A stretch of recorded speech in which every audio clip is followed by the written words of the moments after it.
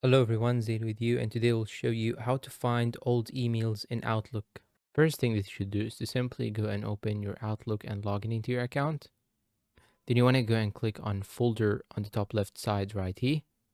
Then you want to go and click on new search folder on the top left side right here, or click on Control plus Shift plus P. Then here it will show you this menu, this pop-out menu. You'll just have to scroll down till you find your old mail option.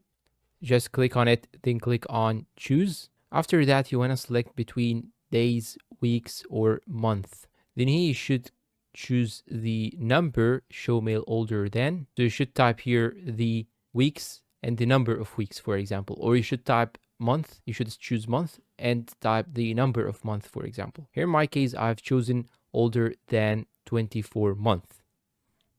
Then I'm gonna hit the OK button, and it will create me a folder on the bottom left side right here saying older than 24 months. You just have to click on the folder and it will open all the old emails that you have received before.